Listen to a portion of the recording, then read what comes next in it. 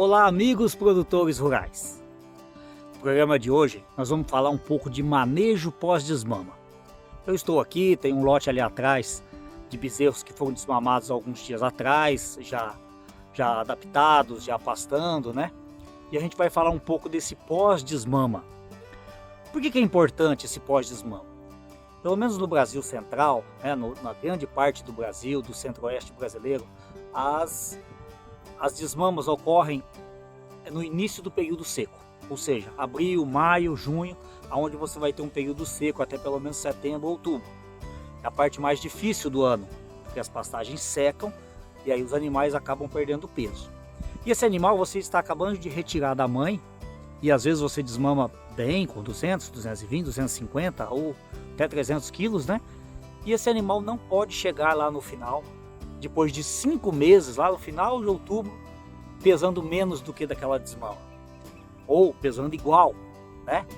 Isso é um prejuízo enorme, porque quando isso acontece, você perde de 6 meses a 1 ano em qualquer sistema de produção que você queira fazer.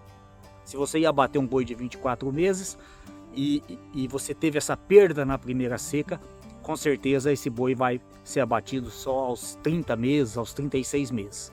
Se você teria condição de emprenhar essas novilhas, colocar numa estação de monta aos seus 14, 15 meses, com certeza elas vão estar mais leves, não vai dar, e aí você vai somente pegá-las na próxima estação de monta 1 ano após. Então veja o que vai interferir isso na rentabilidade do seu negócio. Por isso é importante esse pós-desmama. E aí, o que fazer, né, se as pastagens secam? Bom, nós temos hoje no Brasil diferentes fazendas e modelos de sistema. No nosso caso aqui, a gente até tem a integração lavoura-pecuária. Então, vai a primeira dica. Sempre na nossa fazenda, a desmama ela passa a ser a prioridade da fazenda. Em relação a qualquer outra categoria, ela passa a ser a categoria mais importante, por causa justamente dessa rentabilidade que ela pode perder lá no final. Bom, no nosso caso aqui nós temos a integração lavoura-pecuária, onde eu vou ter uma pastagem mais verde, que é uma pastagem plantada após a colheita da soja, e ela vai perdurar verde durante todo o inverno. E aí eu consigo ganhos médios diários muito interessantes. Mas essa pastagem, por exemplo, aqui não é uma pastagem de integração lavoura-pecuária, é uma pastagem que eu reservei. Então, uma das dicas é o seu planejamento estratégico nutricional para os animais pós-desmama.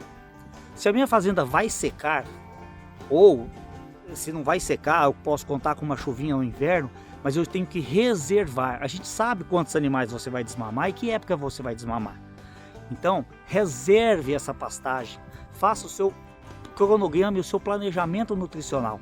Então, por exemplo, essa pastagem aqui, hoje a maioria da fazenda está seca, né? Porém, essa pastagem aqui ela foi reservada para receber esse lote de animais desmamados. Então, como ela estava vedada, ela está ainda conservando verde no início da seca. E por algum tempo, ela vai ficar assim verde. Então, esse planejamento nutricional é muito importante. Então, faça isso, reserve as áreas e dê preferência para essa categoria, certo? Se mesmo assim você está numa área muito pobre e que vai secar mesmo, então aí você pode estar utilizando mão de outras coisas nutricionais, como por exemplo um sal proteinado, um sal energético, né, que a gente pode estar usando. Porque você reservar uma pastagem, você ter uma pastagem mais verde, isso o custo é praticamente zero, porque você está trabalhando com manejo apenas, né? Mas aí você entra também com um produto proteinado, energético proteinado, que vai garantir, né, um pouco, mesmo para ele digerir aquela palha seca, ele não vai perder peso, né, ou deixar de ganhar peso. Muitas vezes ele vai ganhar peso, às vezes um pouco menos, mas um pouco mais. Mas ele vai ganhar peso nesse período da seca. Então assim, ó, eu tenho como métrica que se eu desmamo um bezerro em maio, lá final de outubro, 5 meses depois, ele tem que estar pelo menos uns 60 quilos mais pesado do que na desmama. Isso vai dar um ganho médio diário em torno de 400 a 500 gramas dia. Excelente isso, porque se eu desmamar um bezerro, por exemplo, de 250 quilos em maio, final de outubro e início de novembro, ele vai estar já com seus 300 quilos, né? Então esse animal, e aí você vai entrar na fase de pastagens melhores na fazenda. Então eu consigo terminar, por exemplo, esse boi aos 24 meses muito pesado, né? Mesmo que seja uma terminação intensiva, em confinamento ou semi-confinamento, ele vai chegar pesado nisso. Uma bezerra também de 280 a 300 quilos em outubro, novembro, ela já pode entrar em estação de monta, desde que eu tenha genética para a precocidade sexual. Então eu posso já antecipar a prenhez desse animal um ano antes. Se eu desmamar ela com 240, 230 quilos e lá no final de outubro ela tiver consumido 230 quilos, não vai emprenhar ninguém. Então aí ela vai ter que ir por um ano depois para a estação de monta aos 2 anos de idade, ou seja, vai parir um ano depois. Então olha a diferença de rentabilidade que você vai ter, né? E por que a diferença de rentabilidade é importante? Porque hoje a pecuária ela compete com outras atividades, com agricultura, com cana, com atividades mais rentáveis, vamos dizer assim. Então a gente tem que diminuir o ciclo, a gente tem que cortar o ciclo para ganhar mais em rentabilidade e competir com novas áreas.